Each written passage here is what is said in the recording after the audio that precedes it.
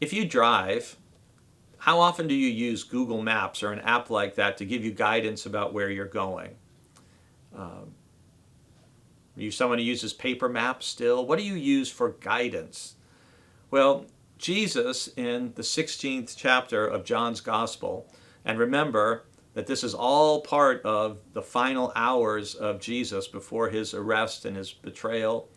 And John's only 21 chapters long, and yet chapters 13 through 21, all those chapters focus on just from the Last Supper, the night of the Last Supper, through the second resurrection appearance. So less than 2 weeks of time. And now in that night before his arrest, Jesus is giving the disciples a promise of guidance. And he's not going to leave them all alone without any help or instruction or support. Jesus says in its chapter 16, verses 12 and 13, I still have many things to say to you, but you cannot bear them now. When the Spirit of truth comes, he will guide you into all the truth. For he will not speak on his own, but will speak whatever he hears, and he will declare to you the things that are to come. Part of what Jesus is trying to assure the disciples, who are obviously very nervous and tense and frightened right now at the idea that Jesus is going to be leaving them and what's going to happen to them. And so he's trying to assure them, and in this chapter, as he did in chapter 14, he's trying to comfort them that the Holy Spirit, the Comforter, will come and will continue to guide them into all truth and remind them of everything that he had said.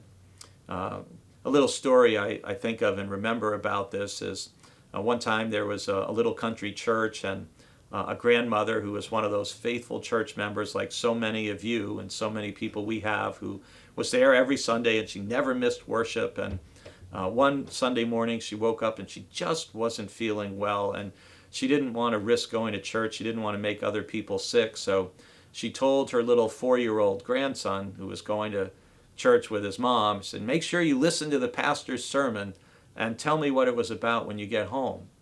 And so when the mom and the little 4-year-old grandson got back from church, the faithful grandmother said to her grandson, now, what did the preacher talk about? What did he say? And the boy looked at her and said, he said, don't worry, you'll get your quilt.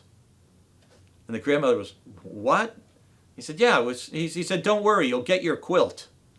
Well, the pastor, being a good pastor, wanted to check on his faithful church member, and so he reached out later that day and to see how she was doing. And she said, I asked my grandson what the sermon was about, but all he could come up with was, don't worry, you'll get your quilt.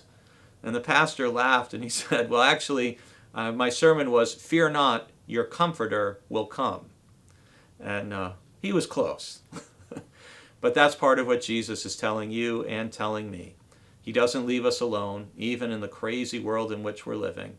We have the Holy Spirit with us to provide comfort and guidance and direction, and to remind us of all that Jesus taught. And you and I can be grateful for that.